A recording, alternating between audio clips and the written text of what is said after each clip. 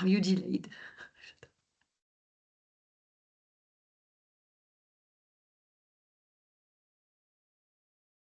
Hello. Hello, everybody. Okay, welcome to this webinar. We're very happy to have you with us today. My name is Céline. I'm in charge of marketing for Outremer, and today we're going to have a webinar with Mathieu Rougevin-Baville from the sales team. And we will also have Éloi from the sales team and Stéphane Renard in charge of the engineering team for Gunboat and Outremer. Just for your information, as we are a lot of people connected to this webinar, you won't be allowed to talk or to share your video. But we do have a question and answer box where you will be able to ask all your questions. So please, during this webinar, use this box to ask your question. And if there is anything that is not working, because that might happen, we never know, just raise your hand or share this during the webinar in the conversation box. Matthew, it's your turn. Yes, so we will start a series of 3 webinars. This first one discussing the needs in a blue water sailing boat. And then the next one will be addressing the developments, new technology in engineering, composite building, and the new developments at Outremer, which allowed us to improve our boats. And the latest one will be revealing a new model. So let's start with the needs in a blue water sailing boat. We will briefly discuss about whether monohull, multi-hull, but I guess since you came, you are probably more interested in multi-hull, and to be honest, I don't really see the point living on a boat for a long time crossing oceans on a monohull, except for the very, very special needs. So everybody agrees usually that you need comfort, safety, both active and passive safety, reliability on a boat. But first, let's check some things that most people already experience living at anchor on a monohull. That was made by a very nice couple of owners, German owners, who are running a business from their boat. On their boat, they previously owned Boreal 46, and they spent some time at anchor in Corsica in the Calvi Bay, which is not the most protected anchorage. And it's funny to see what most people already experience, see mast moving in all directions.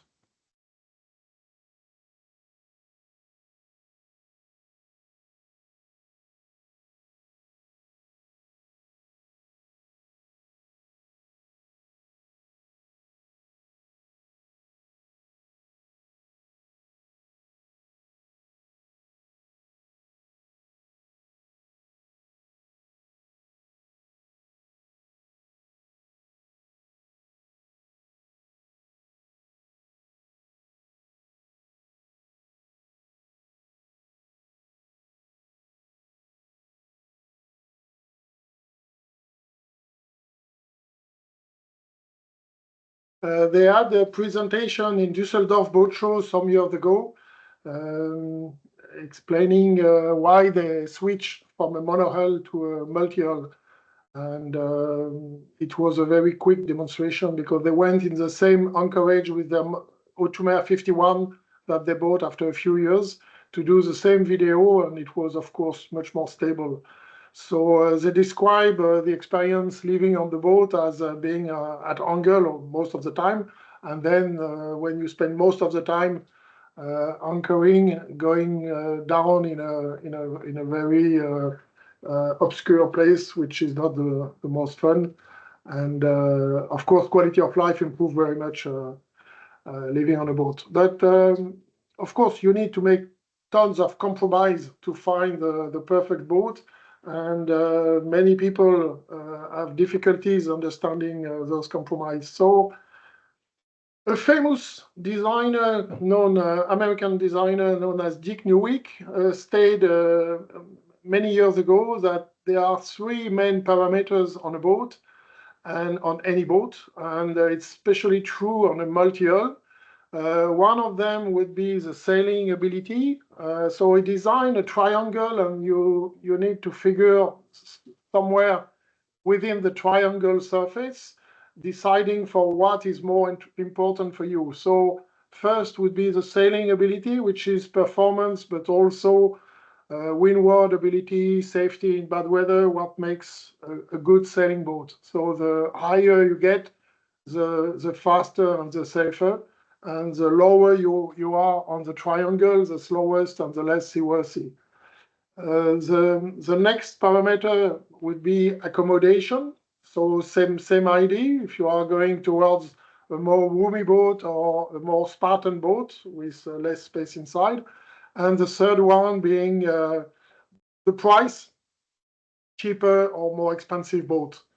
And what's funny is most of the production, the worldwide production of catamarans is mostly focused on accommodation and control cost. That's about 1,000 boats built per year worldwide. And as you probably understood, we try to figure somewhere higher in the triangle. We are not racing, so you probably know about gunboat, which would be higher in the triangle. We are not the biggest, and we are not the cheapest, of course. We try to be more in balance. Of course, there is room for customization, so you could get some better sailing ability, better performance going up. But of course, that's on increasing the price, so you're getting farther from control cost. Or you could be lower if you want a cheaper boat, and then you will lose some kind of performance. So that's the first thing to understand where you want to stand on that. And to have a better understanding of the compromise you need to do, we'll have a brief review of the physics of sailing on any boats. So you're familiar with the basic Archimedes force going against the gravity, which make the boat float. And you have resistances when trying to move a boat through the water. So the first one, which is well known, is a wetted surface, the friction, and the less surface, the less exposure you have, the less resistance. But actually, this is not that important. It has to be noted that multi-hull are not very good on that matter because we have two hulls. We have a more V shape, while monohulls are closer to the circle, meaning that you always have less wetted area, less friction on a monohull, and that's the reason why monohull are usually better than multi-hulls, sailing in less than 2-3 knots of wind, maybe. And this resistance is increasing on a steady basis. The faster you go, you increase the resistance, but it doesn't increase very much. So that's why it's not that important. What is really makes much more importance is that when you move through waters, you create waves. The friction of, again, the water will pull some water, creating waves. And these waves are increasing in size with the speed. And that's actually the most important resistance you can get. So small waves at first, moving at lower speed, and the waves increase in height and getting farther from each other when you're going faster until you reach hull speed. Hull speed is when you have just, like on the right, you just have two waves, one in the front, one in the back, looking like this. and this means you reach hull speed, and it's very difficult to be faster than that. Another picture of a boat sailing at hull speed. Internet is full of graphics to help you understanding what is your hull speed. But there is a problem. So you can see on this calculator, for example, a 15 meters boat should be sailing at 9.4. This is an average, of course. A very light boat might be faster than that, and a heavier boat might be slower. But there is a problem. This kind of boat, rowing boat, 7 meters in length, so hull speed should be 6 something. And actually, they are much faster than that. Olympic medals are sailing at 14, 15 knots. And they are not foiling, they are not planning. So where is it coming from? Racing on stand-up paddles, you quickly see also very long boards, more narrow. And so we understand that hull speed is very much related to the ratio beam to length. And so the calculation can be made with a simple formula like in meters 2.4 square root of waterline length, giving 9.2 knots speed for a 15 meters boat. That's for most monohull with a ratio on 1:3 beam. If you are more the lagoon kind, 1:6, then you will be closer to 3.6. And for Outremer, which is 1:10 or 1:11, hull speed is much higher than that. And unlike the friction resistance, the wave resistance is increasing exponentially. So we see that the hull speed, critical speed, is almost a wall that you can't go faster than that. You can see that on this simple example of engine requirements to drive a boat. This is a small 25 displacement hull where you need 4 horsepower to drive at 5 or 6 knots. And when you reach hull speed at 6.5 knots, you have twice as much power with 10 horsepower. And if you want to be faster than that without planning, you would need an enormous amount of power, which doesn't really make sense. And that's why usually you see this kind of end result where the friction resistance is so important at lower speed. So that's why it's very important to have a very clean bottom when you're start sailing in very light wind, racing on Swiss Lake, for example. But when you are faster than that, it's almost not relevant. You just need to be battling against the wave resistance speed. Of course, you could be faster than that if you foil. Then you get out of the water and you're not suffering from Archimedes. We saw that on the America's Cup racing, and there's even something to consider there. That's wind resistance when the boats are so fast. Stéphane, something on that matters? Hey, hi everybody. No, to be fair, it's pretty clear all the things you've been explaining before. We are looking at two AC foiling boats, which are basically designed in the drag to lift ratio. So everything there is based on the foiling solution, where everything we're looking at there in the Outremer world more into the optimization of the length to beam ratio to optimize the wake. As you were actually explaining before, the wake is 90% of the energy the boat is spending into the water. So we're optimizing that sort of numbers to better estimate and to better design the boat in the cruising world.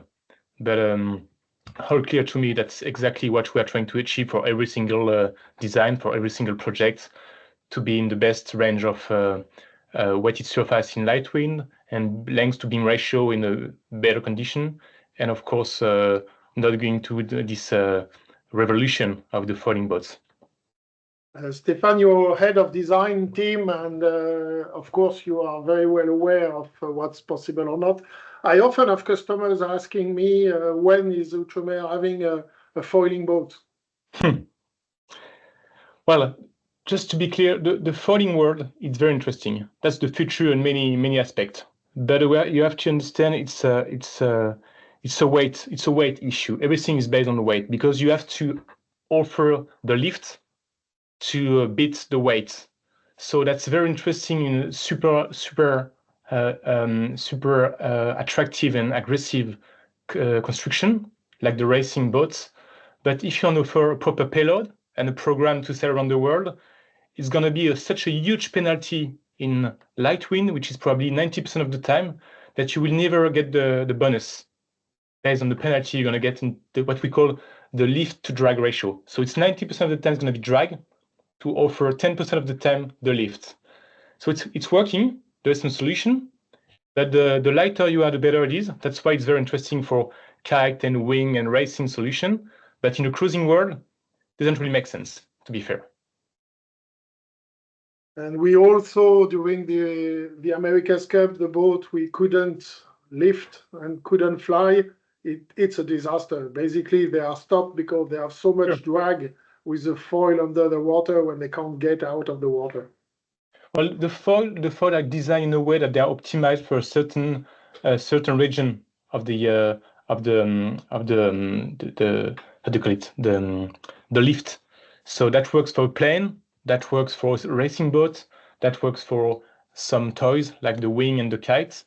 But if you want to offer a wider scope of usage, starting at, I don't know, 4 to 5 knots of wind, all the way up to 30 knots of wind speed, it's such a big range that you will never get the right foil for that region.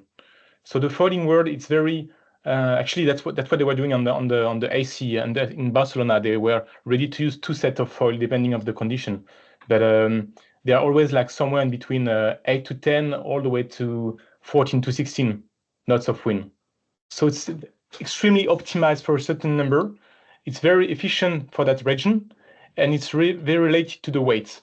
So if you don't have the right balance in between these numbers, you won't be able to foil, and as you won't foil, you're going to get the penalty of the drag, which is basically what we are trying to beat in the light wind for cruising boats. So that's very like engineering-wise a hard exercise to tackle, because everybody wants to some sort of go into the foiling world, but the experience that's not going to help really unless you are ready to sell in a certain purpose. We experienced that close hand because, as you know, gunboat had a smaller model, a G4, which was intended for foiling. Have you been close to that, Stéphane? Well, actually, we took over the company in 2016, just after the G4 campaign. So we had access to the number at that time. And of course, we did look at all the things they have been doing on the G4, which was, to be fair, a very interesting and fancy project. But they were exactly on the range that we are not quite sure that's going to be a market and a safety assumption to continue working this way. Just to be clear, that was a boat that was designed to offer 3 to 4 people on board, where you need basically 2 to 3 pro sailor on board, and you can go all the way up to 500 kilos of payload. So basically, it's super cool, but it's going to be day sailing, weekender with no guest on board, which doesn't really make sense for us, to be fair. And as we saw, not super safe. They had some bad experiences. Okay, so no foiling for the moment with Outremer until. No, the foiling has to be on board, but this has to be in the sail locker for the toys. Yeah. So there are some very important architectural choices, and as you understood, we are more in the slender hulls, using the longest possible hulls. because lengths improve very much performance, of course, as we see, because hull speed is very much determined by the ratio length of beam, but also comfort. And that's very often people underestimate that. So different hulls moving at the same speed. So the more beamy one is very close to hull speed, when the Outremer kind is only a third of that. This is interesting because it means also that you need less power to move at that speed. With the hull on the left, means you're probably using the whole sail area, and you need all engines at a higher rate with more power, while on the Outremer, you could have two reefs, you could have less engine power. On that example, you need 140 horsepower on the left and only 60 on the right. So reducing the beam of the boat is a big improvement in the need for power, whether it's under sail or under power. But comfort is also very much impact. So very sorry for my poor design ability, but you get the idea. The longer the boat, the less it moves, and the boat is much more comfortable. I think we have an example of a delivery trip, a skipper doing a delivery trip on the west coast of the US.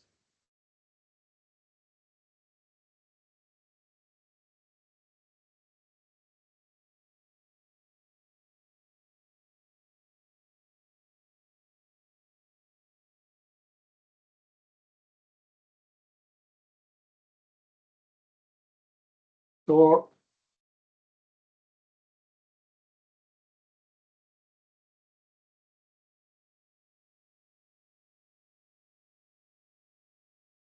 So he described the sea as being very rough, like 1.8 meters of waves at 15 to 20 knots. I will spare the end of the video where he filmed himself puking. But something else is underestimated when the boat is moving. Noise can be very impressive, but that will be discussed in the next webinar because it has very much to see with the methods of building. Let's hear what's happening here.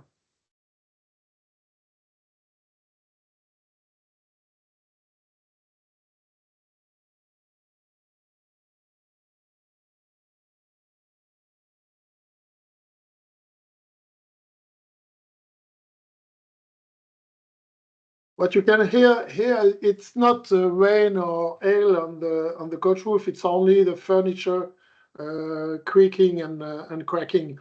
And that's another video on the Outremer 55 hull number 1 going around the world. Family living on the boat.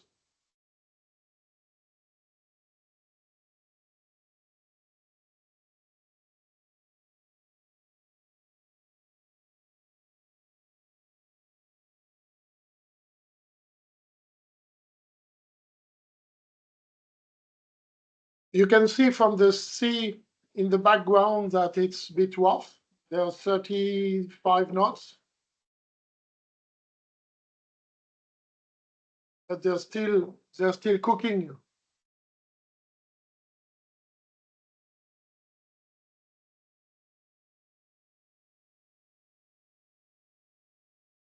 The boat has two reefs and a staysail, and sailing always between 17 and 18 knots, but still very quite wide. Still living normally on the boat without pushing at all.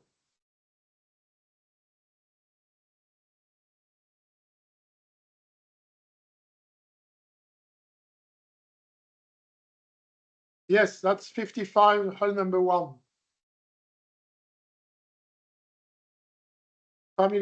Family cruise around the world with kids.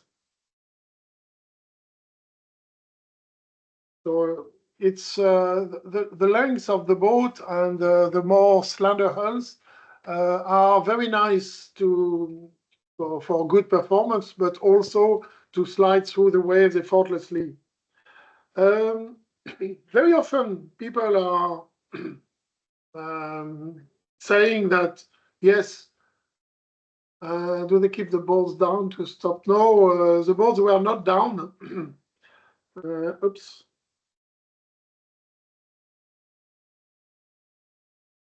As you could see there, as you see it here, there's only 30 centimeters of board under the boat, because there is a very special feature with dagger boards on the Outremer. Usually on cats, the boards are used above the deck much more. Usually when you lower the board, the head is not going lower than deck level to use a full height of the hull to support the side load of the dagger board. We don't do that. On our boat, if the board was in its lowest position, the head would be 1 meter below the deck, creating a huge load on the dagger board case, of course, but the case is designed for that. The big advantage is when you lift the board, the top of the board will not be higher than the lifelines over there, reducing the windage very much. We feel it's a very important feature for sailing in extreme condition. If you're sailing in a hurricane, big storms, you don't want to have boards very high on the deck because basically that's a foil. Stefan, your take on that? Yeah, I do agree. It's a big advantage not to have a board which is too high in terms of windage. It's also a weight penalty that we can save somehow if we have a board which is optimized in a way that it's only into the trunk. But as we can see on the Saga video right there, they are almost all the way up. They are just keeping a little bit into the water to have a little bit of side force, to have a better balance, just something to help. But basically, it's almost they have nothing now. So they are definitely in a tough condition. But the boat is really well sailed in the picture we have on the screen now. That's just perfect. They have just a little bit of side force to have a good balance and control of the boat, but they are not loaded the structure. So load carrying capacity. I have many colleagues from other brands saying, yeah, Outremer, it's of course it's a performing boat, it's fine, but you can't put any weight on it because otherwise you will destroy the performance of the boat. It's not true. Oh yes, question from Bart. Yes, boards are going down only by weight. You just have one line, so you release the line, it's going down, and you pull on that line with a winch, and it's going up. So it can't be simpler than that. It's just one line to deal with. What is carrying the weight on the boat? It's the buoyancy of the hull. So we just need to match the buoyancy with the load you need to put on it. So the first thing is to understand how much weight you need to take on board, and that should be the first and the most important parameter to check. So what do you really need? So on that example, for ocean crossing, you have a crew, water, diesel, food, spare parts, tender, etc. So on that example, it's somewhere between 700 and 2,500 kilos. And the load capacity of the Outremer range is on the right. Of course, the lighter, the better. And the difference comes depending on the equipment on your boat. If you have on the 45, for example, if you have AC, if you have a teak in the cockpit, if you have a big tender, you have less payload, remaining payload. And if you have a simpler boat, carbon mast, etc., you increase the payload. But basically, you shouldn't compare a beamer boat like a Lagoon, a Fontaine Pajot with beamer hulls for the same length. Of course, a wider boat, a wider hulls will give more buoyancy. So you should compare an Outremer 52, for example, to a Lagoon 45. We're talking about the same kind of payload. But then, interesting discussion will be about fuel. Some people ask about how much fuel do we need, for example, going across the Atlantic. On the latest ARC race a few weeks ago, I noticed some interesting features. So you see on that screen, very light wind, three knots of wind, and boat sailing between 6 and 7 knots. Yeah, some boats carry tons of diesel, and that's where you see there are many vicious and virtuous circles on a boat. If you are very beamy hulls, then you need more power, then you need bigger engines, then you need more diesel, and so on. And if you unlight the boat, you need less power, you need smaller engine, and you need less diesel. So on Saga, the 55 hull number 1, the owner said that crossing the Atlantic, he just carry water for the day. His consumption is 150 liters per day because he prefer working the water maker every day to have his fresh water that he will consume every day instead of carrying tons of water which grow bacteria. And same thing with diesel. He's never carrying more than 100 liters because he says that he doesn't need that much. They sailed around the world twice, first time on the Outremer 51 and second one on the Outremer 55. On the Outremer 51, they motor for 3 years, 50,000 miles around the world, less than 500 hours. And many owners are reporting that they are sailing around the Atlantic on a year with 1 or 2 refill of diesel. So yeah, we're talking about sailing. And of course, if you are interested in an Outremer, you should be interested in sailing. We talk about that later, but first, stability, because we all know that heeling, rolling, that's a very monohull thing. Some people are building a fancy system to stop rolling at anchor with buckets of water, etc. So that's from the past when you are sailing on a cat, obviously. But there is something very much worse on a cat. That's a pitching motion. Hobby horsing. That's we also multi-hulls walking back and forth, and that could be very annoying, and much more than most monohulls. And why that? Simply because that's about the weight distribution. On a monohull, 80% of the weight is located in the middle of the boat, within 10% of boat length, and the center of gravity is always below the waterline because the keel will be often 40 to 50% of the total displacement. So if you play the piano, you know that on the metronome, the lower the weight, the smaller the balance with the arm of the metronome. Same thing on cats.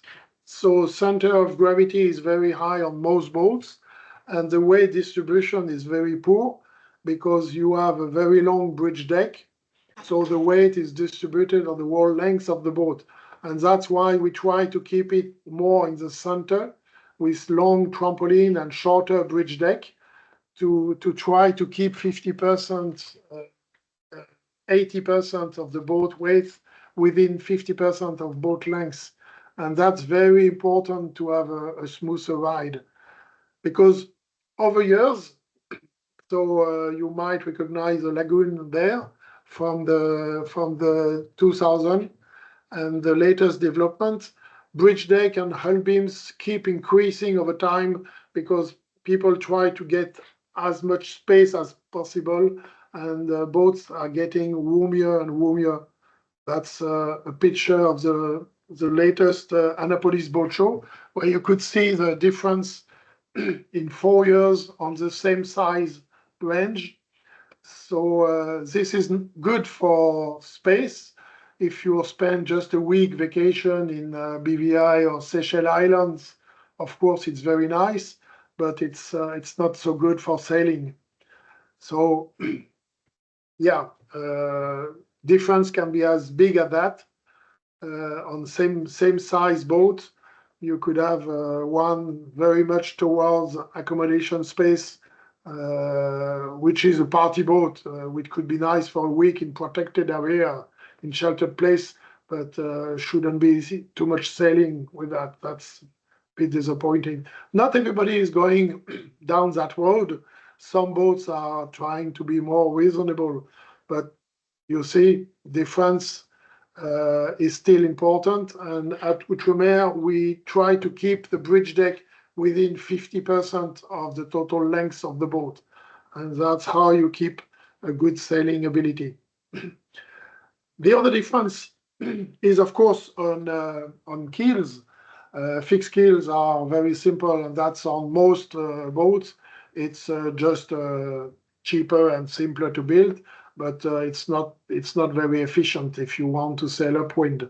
So on Outremer, we always have dagger board, and we'll continue that way because we feel it's so important to have a good windward ability. As you know, dagger boards are just foils like wings on the plane, creating a lift and trying to reduce the drag as much as possible. Exactly like on sails, on the sail plan, different sail plan, different ratio, lengths on widths means different lift. And with the rig on the left, you can sail much closer to the wind than the one on the right. So the figure for the boards would look like that, with dagger boards creating a much bigger, much stronger lift at more narrow angles, giving a much better windward ability. So this would looks like that. You have 1,000 nautical miles to sail upwind in the direction of the wind. If you can sail with 20 degrees difference, which is what we see in most conditions, it means that the distance is 40% less. And as we know, the less the better when it comes to sail upwind. And it's even worse than that, because if you take into account the difference in speed, the time difference spent sailing upwind is close to 60% difference, and that's huge. But one of the most important features to sail long distance living on the boat, as many owners says and discovered at their most surprise, that the light wind ability, because actually the wind is not as strong as you would expect on the water. For example, that's a statistic of the wind strength on the western part of the Med in summer. If you need 11, 12 knots of wind, it means that you will be able to sail only 36% of the time. That would be motoring most of the time. When you are up to 80%, 85%, if you just need 5 knots of wind to sail. And same thing around the world. The average, that's an average of the wind strength around the world on a full year. On average, the wind will be 11 to 12 knots. That's 5.7 meters per second. So that's an average 12 knots. But if you only consider where we really sail, under the tropics mostly, slightly more than the tropics, the average wind is lower than that, and it's close to 7 knots, 6 to 7 knots most of the time. So being able to sail in 5, 6 knots is really, really important. We have many owners who sailed around the world. We reported that they never see wind force in excess of 25 or 30 knots. And the other thing is for different crossings, speed is also safety, because as you know, the weather models are super accurate up to 4 days. So 4 days, that's something you can reach easily on an Outremer between Chesapeake River and Bermuda, between Sydney to New Zealand, or Svalbard to Bergen. That's within reach in 4 days, meaning that you could have a good weather model and something very reliable. If you sail across the Atlantic back from Caribbean to Azores, that's 2,200 nautical miles. And on an Outremer, it's hardly more than 10, 11 days max. And that makes a big difference when it comes to using the weather models. So yeah, comfort and speed goes together. That's really what we feel. That's all we have for now. I guess we have maybe questions. Stéphane, something you want to add? No, to be fair, it's very consistent. The only thing I may add, I didn't want to stop you during the presentation, is back to the length of the boat. Something very important there is, of course, on a boat we have a better hull length. It's going to be easier to achieve the payload capacity. They are all working together. The longer the boat is, the better it is to carry the load and spread the load with a narrow hull. So that's always going the right way to go through the wave with a better penetration number. So of course, that's going to be key for us to offer the best length ratio for boats going around the world. Third thing on the payload capacity, everybody is looking for payload, of course. The payload is a key driver, because all the load you have to carry from day one, that's going to be a penalty for the full project. It's the wrong spiral. We have to offer the right payload for the program, which is ocean cruiser around the world for a certain number of people, for some gears and spare parts and all that things. All the weight you have to consider from day one will be in the full system, in the full load, in all the engineering of the boat, into the platform, the rig, the sails, the sheets, the winches, the blocks, the jammer, everywhere. So talking about payload is something which is always hard to tackle, because everybody wants some big numbers everywhere, but there is not big numbers. There are good numbers. The example of Saga is a good one. If you are ready to offer some water maker production every day, you can optimize by 50% the water you will carry. If you're ready to sail 90% of the time, you can optimize by 50% the fuel you need to do a passage. So there's a big loop there, and there's a good spiral to better understand. And that's what we're trying to achieve in every new project. Apart from that, I'm ready to help and support any question, but it's to me it's pretty clear, and that's exactly the assumption we are sharing with the team for the appendages, the boards, and all the things we're actually trying to optimize for every new model in the team there. These compromise things are always interesting, because some people say, okay, you have dagger boards, but why don't you have curved dagger board or asymmetrical dagger board? Stéphane, you want? Yeah, that's a good one.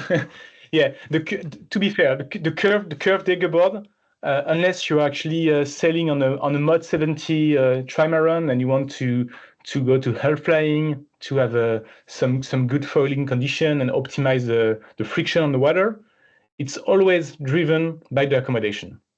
You do C-curve dagger board if you want to have a better integration of the boards into the hull, but it's going to be less efficient, because the C-curve of the board going into the water will give you some Z force that will reduce the lever arm, which means it's less efficient in terms of side force.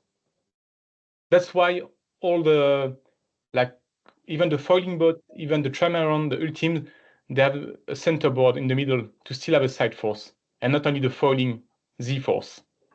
So basically, we don't want to do curved dagger board.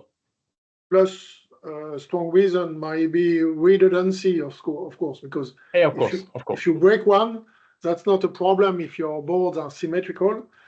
If they are asymmetrical for whatever reason, curved or asymmetrical profile, then you are stuck on one tack and you can't sail the other tack. Yeah, and just let me add something on all the board discussion. The board is a great feature. That's something we have been offering in all our boats for the last 30 years. From day one, it's always been a good feature, but this has to be easy to maintain, easy to use, easy to understand. Of course, we did look on all the options, even more on the gunboat world, where we are going all the way to the asymmetrical world with some fancy and complex system to raise quickly the board all the way up to 15 knots of boat speed. It's a very good solution. It's very interesting for the engineer, but you need some good crew trained all the way to the system, to the hydraulic, to use that. On the Outremer, the only goal and the only target we want to achieve is to make sure that the client have a good experience using their boards to go sometime upwind, because upwind is part of the journey. So they want to be able to, as Mathieu was showing before, to reduce by 40% the time they sail upwind, because sailing upwind is hard. You're going to tire all the crew sometimes. Sometimes it's puffy and the waves are not ideal. So you want to optimize that time of the range. And apart from that, you want to be able to go reaching, to barrel a little bit, and then there's going to be just a little bit of side force, and then the boat have a better balance. It's not drifting, and as it's not drifting, you go to the mark with less effort. That's why we have dagger board. We don't want to do dagger board to offer a super complex solution that will be more pain for the crew than a proper functionality. We have question of Jennifer, comparing the low wind performance, light wind performance with the Nile. Want to answer that, Stefan? Well, I'm not quite clear with the numbers from the Nile, but what I can see on the water from the hull design and the power available from the sail and the weight of the boat, I'm pretty sure that Outremer will offer a better experience in terms of sailing condition, even more in light wind, because it's some. I mean, Nile is some sort of trimaran, but it's not a light wind trimaran design. So I think you have somehow the penalty of the two worlds. You have the weight, but you don't have the super narrow and light geometry of the hull, because you still want to offer a big platform. So it's not like purely a trimaran. If you see what I mean. Yeah, the Rapido will be probably sailing faster. Yeah, sure. But not the wheel. A quick one, Levin, 64 is coming in spring 27. Bart asking electrification of the engine. Stefan, for you too? Well, electrification is something actually we're looking at, and we've been doing some work on that for the last 2-3 years. It's very interesting. There is some good solution coming to the market now. It's not quite mature, so we are looking at that carefully, because we need to offer some strong and robust solution for all our boats and all our clients. So it's coming. There's something coming now. It's starting to be interesting. Not quite sure it's fully reliable right now, and I'm not even quite sure that we have the good range of power. I mean, power to offer a proper ocean cruiser. But yeah, there will be some solution in the future. Sure. Yeah, the batteries are gaining a lot of efficiency, and probably in a few generations of batteries, it will be it will be an option. But for now, this would be reducing the range very much. So that's more a question of users. How much are you ready to reduce the range sailing and the power? Platform in the back to put your dinghy instead of hanging on davits. It's a very fine feature when you are at anchor to go for a swim or to go kiteboarding for example, to have a platform. It's heavy. We're talking 200-300 kilos in the back, which is not a very good way to go. But it's also risky because when you are in choppy conditions coming back from shore on your tender and you want to lift it, if the boat is bouncing back and forth, it could be dangerous. I have a friend who hurt himself breaking his leg, which was crushed by the dinghy on the bouncing on the platform. Comparison with the Explocat 52 from Andreas. Yeah, we're talking very different concepts. So the Outremer will be sailing much better in light wind and upwind, and the Explocat will have even more load capacity. So someone sailing in the ice pack, of course, there's an advantage on aluminium. Stefan, a take on that? No, yeah, it's a different program, it's a different assumption. So depending on where you want to go, of course, Explocat is a great boat, but for sure the Outremer will be sailing in a lighter condition and will be faster for sure in the breeze. It's a different concept. So to me, it's related to the program more than the boat. We have feedback from 51 owner who said that he easily sailed past the Nile yesterday in 12 knots of wind. Yeah, we are very well aware that the Outremer is a better sailor.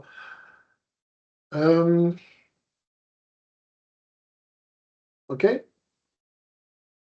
Thank you. No more questions. So thank you for joining us, and maybe seeing you soon. We have some exciting news January 21st, and even more on the 4th of February. And for those coming to see us in the next boat show, we will see you soon, and stay tuned. Thank you all. Thank you very much. Bye bye. Thank you very much. Bye. Thank you.